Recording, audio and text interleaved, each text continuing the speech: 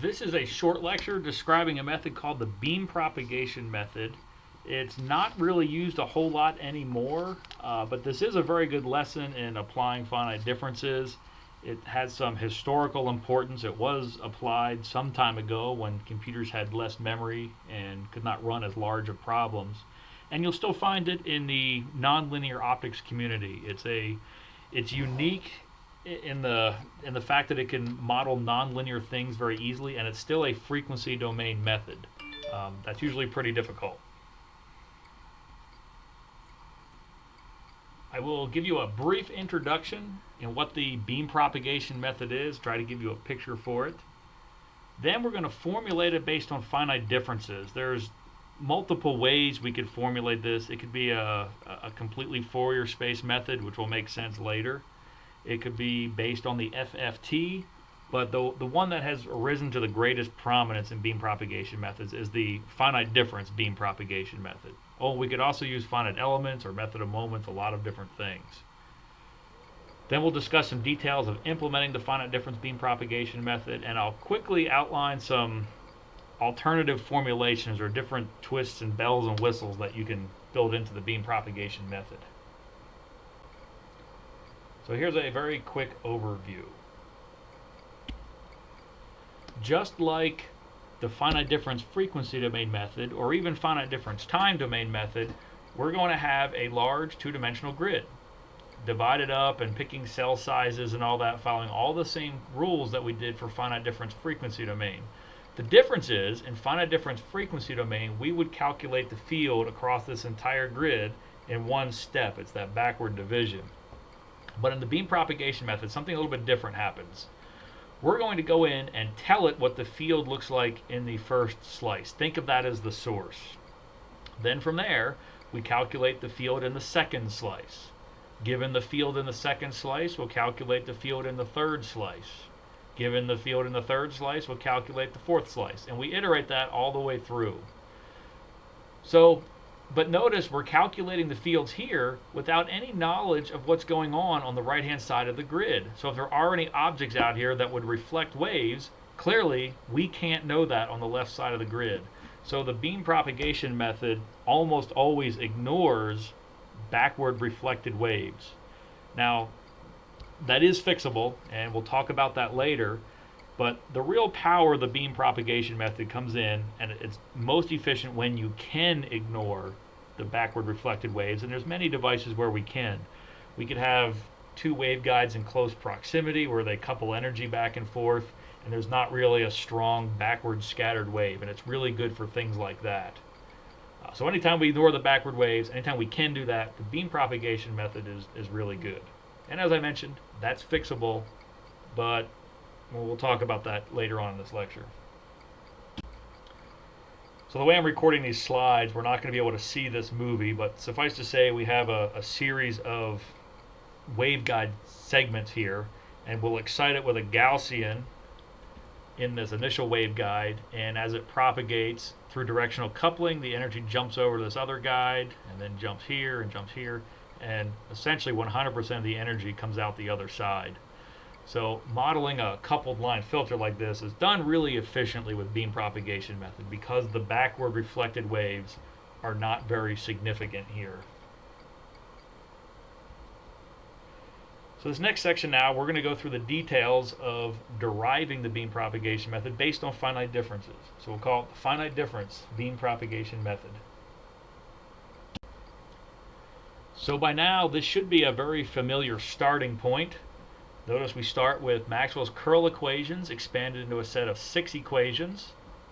Also notice we're using a normalized grid, and we normalize our grid by multiplying by the free space wave number. Also notice the prime superscripts on the material properties, the epsilons and the mu's. We've potentially incorporated a PML. So with the PML incorporated, we have these little prime superscripts. But this lets us formulate our method without really taking into consideration the PML. These are just lost terms that we can build into our mu and epsilons and then go ahead and jump into the model. And so we can formulate our model without thinking about the PML.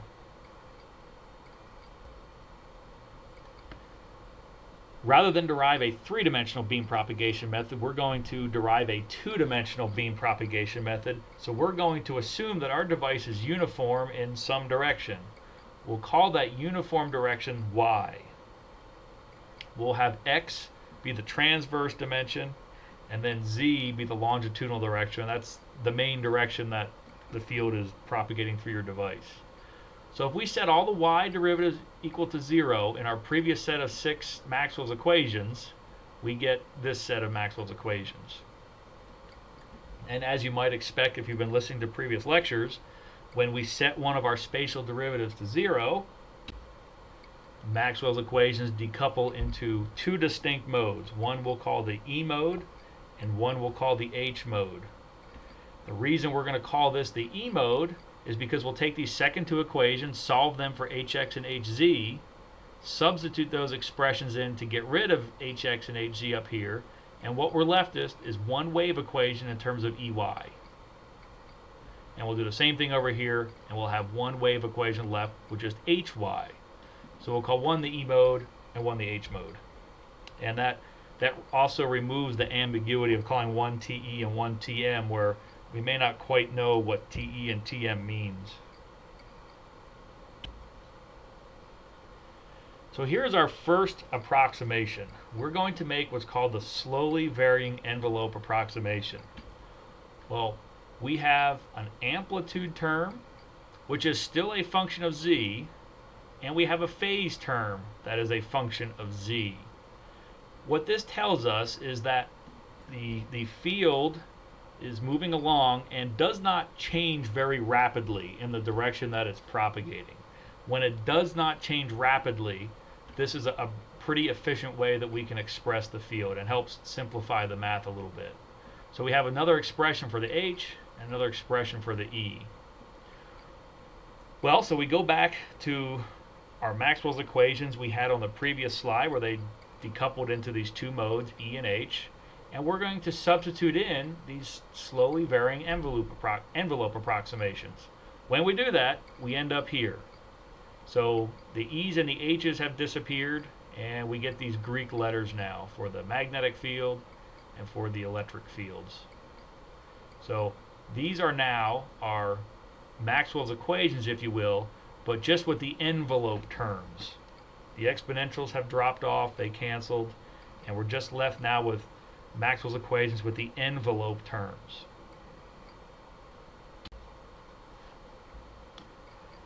Well, now we're going to jump straight from the differential equations to matrix form. And so to understand this, you maybe could go back and review our finite difference lecture and also Maxwell's equations on a Yee grid. But what we learned in those two lectures is how to go straight from an analytical differential equation to those differential equations in matrix form.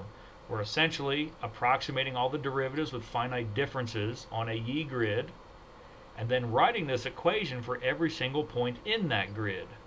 And when we do that, we write that large set of equations in matrix form, and it becomes this. But the utility of this form is that we can construct derivative operators very easily. We can construct diagonal operators very easily, and we can construct a rather complex differential equation very, very easily. But just by inspection, you can see the similarity between our analytical equations and our matrix equations. Notice we did not substitute our z derivative with a derivative operator. We're leaving that analytical. Also look that it has become an ordinary derivative. That's because we approximated our x derivative with a finite difference, so the only independent variable left is z. So we can write that now as an ordinary derivative. And the same story for the H mode.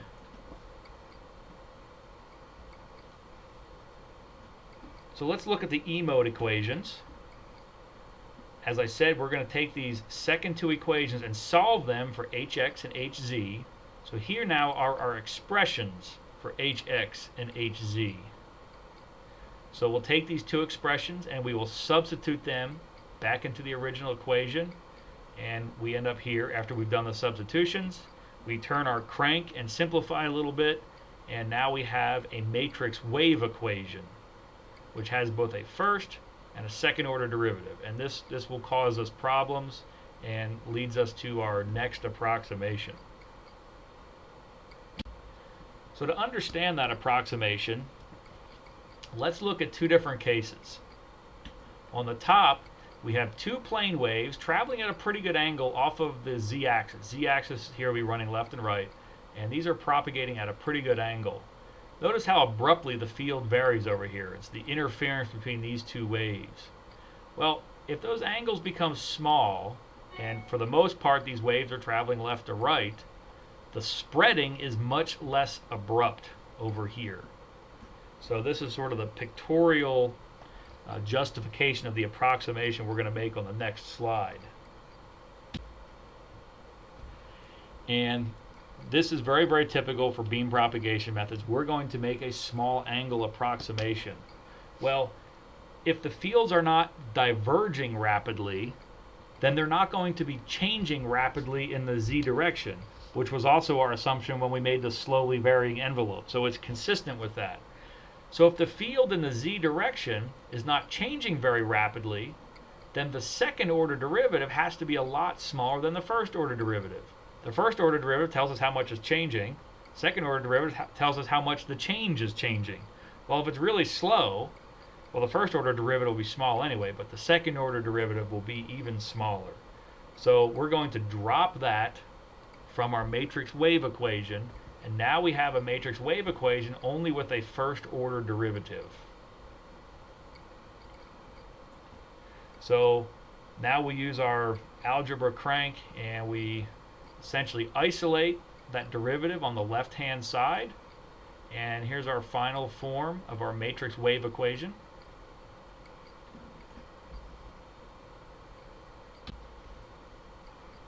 Now we approximate this derivative on the left hand side with a finite difference, an explicit finite difference, and that becomes this: our e sub y at the next slice minus e sub y in the slice we're talking about divided by the spacing.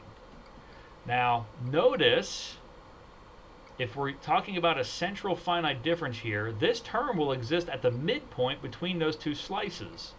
So if I didn't do anything on the right hand side, I would be talking about an e that either exists at I plus 1 or I, not at the midpoint, so that wouldn't be compatible. So what we have to do is take this product, a times e, and we'll average this. This is a times e in the I plus 1 slice, and a times e from the same slice, and if we average those two, we're essentially interpolating the a times e product at the midpoint between I and I plus 1. So this A matrix, it's a big square matrix, and it depends on all the material properties within the slice. So we're going to calculate an A for every slice through our grid. And it is from this equation that we'll derive an update equation. And we do that by solving this equation for the EY at I plus 1, the electric field in the next slice. This is the unknown, and we solve for it. So when we do that, here's what we get. Here's our expression for the electric field in the next slice based on the field in the previous slice. And notice that depends on this A matrix from the ith slice and also the A matrix in the I plus 1 slice. It also depends on the cell size in that longitudinal direction, delta Z. And another big deal here is it depends on the effective refractive index. Notice this method does not tell us the effective refractive index. We have to make a really good guess. And this is consistent with the slowly varying envelope approximation, or the fields not diverging very rapidly. Things are not changing very quickly in the z direction. So propagation is, for the most part, very smooth. There should be some way analytically we can determine what that average refractive index is. Now for waveguide problems, you'd go back to our waveguide lecture, and we have a way there of calculating the effective refractive index. If you have waves bouncing all over the place, you have to make a best guess as to the phase marching in the z direction, and at some point this probably is not the best method to do that. Now let's step through some of the implementation details. And this is all wrapped up in the block diagram. So like all our other formulations, we have equations all over the place. So what actually happens? Well, in the beginning of your code, you'll define all your simulation parameters. Size of your devices, refractive indices, wavelength, the effective refractive index that we're guessing. Based on all that, you can calculate your grid and you can optimize it in terms of cell size. Then you can build your device on the grid. And up to this point, beam propagation method and finite difference frequency domain look the same. We know we're going to need derivative operators. In this case, we only need derivative operators in the x direction because we're only simulating 2D fields here. And we also need to know the electric field in that first plane or that first slice. So think of this as the source. And we could do plane waves, we could do guided modes, just about anything. We just calculate some field in that first slice, and hopefully that field is also a solution to Maxwell's equations. If it's not, then this method can behave kind of crazy. So now we're ready to head into the main loop where we iterate through all the slices or layers in our grid. And of course we just entered, we're not done. So we will extract the material properties from that first slice and form our diagonal permeability and permittivity matrices. Once we have that, we can calculate this A matrix because we'll have our diagonalized material matrices. We'll also have our derivative operators, which we calculated before we went into the loop. So we can calculate I for the first slice and I for the second slice. Then we'll calculate a matrix propagator, which will take the field from the ith slice up to the I+1 slice. So once we have this matrix propagator, then we just simply take the field from that first slice. So in this case, it's our source, and we multiply it by that matrix propagator, and we get the field in the second slice. So we go ahead and we'll store that in our grid. We go back in, and now we're in the second slice. We extract the material properties, we calculate the matrix propagator, and we propagate the field now to the third slice. And we keep repeating this over the grid until we calculate all the fields everywhere. And then once we're done and we know the fields everywhere, then just like finite difference frequency domain, we can post-process it any way we want to, calculate how much energy got through or whatever. So let's look at some bells and whistles and alternate formulations of beam propagation method. I think by far the most common one is the beam propagation method based on the fast Fourier transform. So we'll call this the FFT beam propagation method. It's slower but simpler. It's simpler to formulate and implement, not quite as accurate, and has some other troubles. But basically this is how it works. You'll take your field in the cross section, and so to propagate it, the first thing we'll do is we'll take an FFT. This really gives you the amplitudes of a plane wave spectrum in that layer. We can take that and we can propagate through plane waves through half of a cell. So this whole box here, if you will, is just one layer, one cell in our grid. So we'll do half of it in Fourier space. We FFT our field so we get the amplitudes of these. We'll propagate them at half of a cell. Then we inverse FFT. And now we have the real space fields. We have some distribution of refractive index or dielectric constant. And so we can modify the phase in that cross section consistent with how much phase it would accumulate propagating through these materials. Then we FFT back to Fourier space and we propagate them for the second half of the cell. So it really, you FFT the field, you incorporate the phase, you FFT the field, propagate at half a cell, inverse FFT, incorporate the phase, FFT back and propagate. Inverse FFT, incorporate phase, FFT, propagate. And that algorithm repeats all the way through your grid.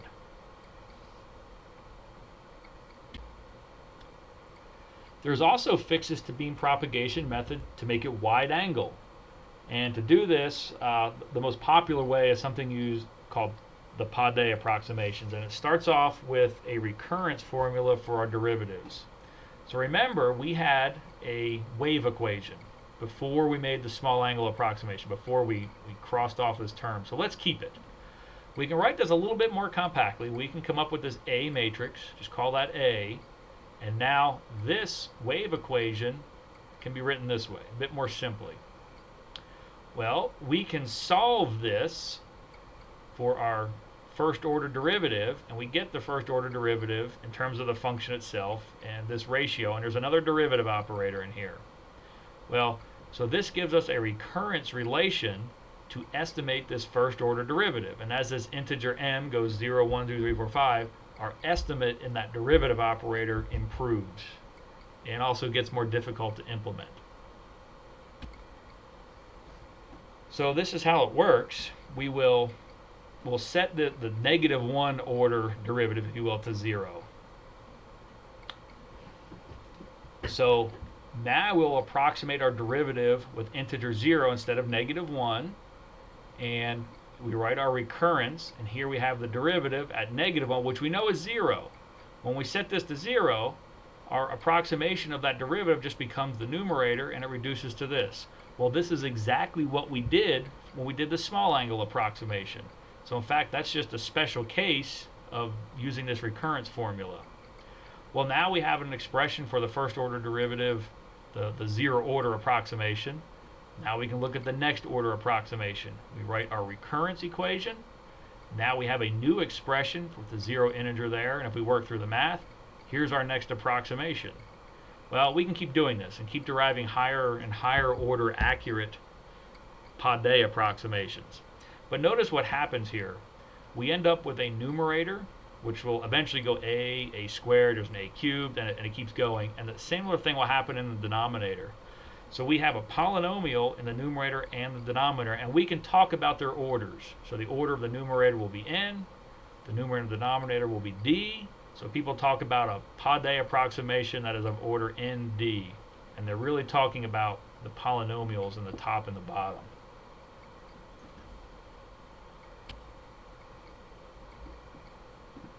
So we're not going to talk a whole lot about how to apply the Pave approximation, and let's go to the next slide, and I'll justify why that is. There's another thing that we can do with the beam propagation method to make it bidirectional, and essentially we build in scattering matrices or transfer matrices like we did before. So borrowing from the previous slide and this slide, there's all kinds of fixes to the beam propagation method. We can make it wide angle to account for waves diverging very rapidly. We can make it bidirectional. We can fix it. But by the time you incorporate all these fixes, you suddenly have a very complex code. And at that point, in my opinion, I think we should just scrap beam propagation method altogether and use what's called the method of lines, which is essentially the fully rigorous version of beam propagation method. Method of lines is a semi-analytical method. It's something we'll talk about later. So in my opinion, if you're using beam propagation method, it really should be for problems that it's well suited to. So one-way problems where we can ignore the backward reflected waves. Also problems where we can make the small angle approximation, where the fields are not changing very abruptly as they propagate forward. If any of that doesn't hold, I personally think, especially today with nice powerful computers and lots of memory, we ought to just abandon the beam propagation method and use another technique like method of lines, rigorous coupled wave analysis, finite difference frequency domain. I think they just work a lot better. So that's the end of this lecture.